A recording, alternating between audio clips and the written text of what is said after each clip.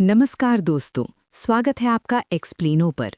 आज हम एक ऐसे टॉपिक पर बात करेंगे जो हम सबकी लाइफ से जुड़ा है, बढ़ती हुई गर्मी और उसका सल्यूशन।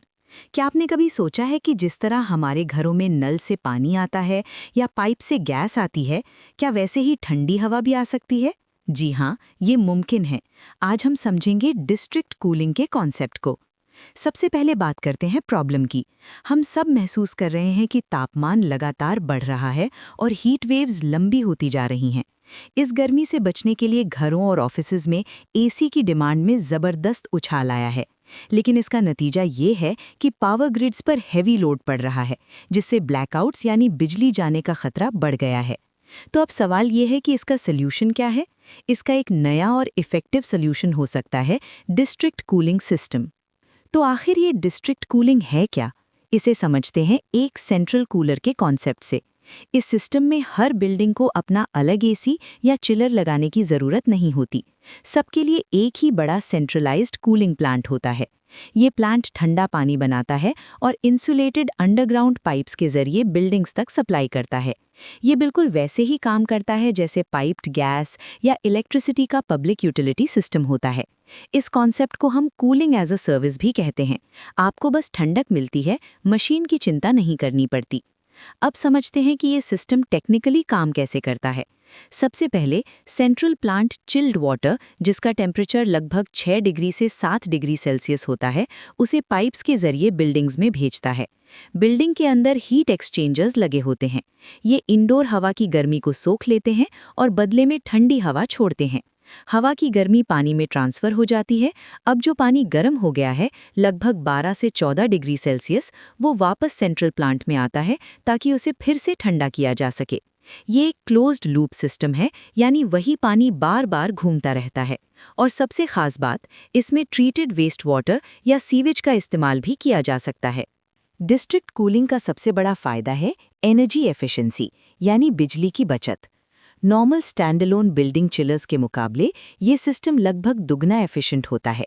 इस वजह से इलेक्ट्रिसिटी के इस्तेमाल में 30% से लेकर 50% तक की कमी आती है। एक और स्मार्ट फीचर है नाइट टाइम थर्मल स्टोरेज।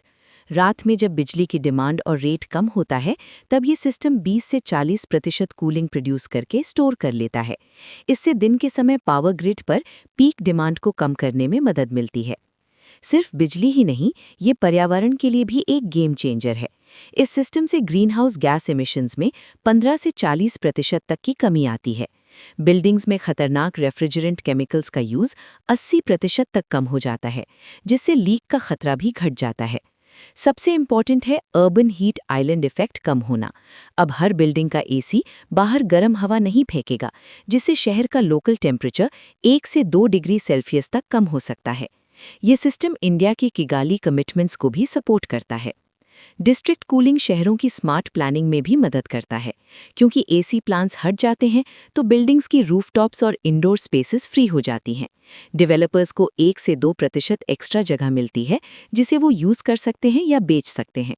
ये सिस्टम हाई डेंसिटी एरियाज के लिए आइडियल है, जैसे कमर्शियल डिस्ट्रिक्ट्स, एयरपोर्ट्स, यूनिवर्सिटीज़ और आईटी पार्क्स। इसके एग्जाम्पल्स हैं नवी मुंबई, हैदराबाद का फाइनेंशियल डिस्ट्रिक्ट और बेंगलुरु के नए इलाके। अब बात करते हैं पैसे की। क्या ये सिस्टम फाइनेंशियली फायदेमंद है? बिल्कुल है। कस्टमर्स यानी बिल्डिंग ओनर्स के लिए ऑपरेटिंग कॉस्ट में 20 से 40% की बचत होती है। डेवलपर्स को प्रोजेक्ट कॉस्ट में 5 से 10% की सेविंग होती है, क्योंकि उन्हें अलग से चिलर्स नहीं लगाने पड़ते। इसकी रिलायबिलिटी 99.9% है, जो हॉस्पिटल्स और डेटा सेंटर्स के लिए बहुत ज़रूरी है। इसका टैरिफ मॉडल सिंपल है, एक कनेक्शन चार्ज, फिर फिक्स डिमांड चार्ज और जितना यूज़ किया उसका कंजम्पशन चार्ज। हर नई तकनीक के साथ कुछ चैलेंजेस भी आते हैं। डिस्ट्रिक्ट कूलिंग में क्या रुकावटें हैं? सबसे पहला है फिक्स्ड डिमांड चार्ज। अगर आपकी बिल्डिंग आधी खाली भी है, तब भी आपको रिजर्व्ड कैपेसिटी के लिए फिक्स्ड चार्ज देना पड़ता है। दूसरा चैलेंज है ओवर एस्टिमेशन। अगर डिमांड का गलत अंदाज़ा लगाया गया तो ठंडा पानी वेस्ट होगा और बिल ज़्यादा आएंगे। इसलिए प्रॉपर प्लानिंग और कॉन्ट्रैक्ट्स की राइट साइजिंग बहुत ज़रूरी है, ताकि ये सिस्टम एफिशिएंट रहे। अगर आपको लगता है कि ये सिर्फ एक थियरी है, तो गुजरात की गिफ्ट सिटी का एग्जाम्पल देखिए। गिफ्ट सिटी में ये सिस्टम सफलता से चल रहा है। स्टडीज़ का अनुमान है कि फुल डिप्लॉयमेंट पर पावर डिमांड में 6100 मेगावाट की कमी आएगी। सालाना 7850 गीगावाट आर इलेक्ट्रिसिटी बचेगी और हर साल 6.6 मिलियन टन CO2 एमिशन कम होगा।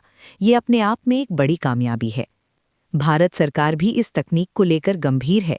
डिस्ट्रिक्ट कूलिंग सीधे तौर पर भारत के नेशनल कूलिंग एक्शन प्लान से जुड़ा है।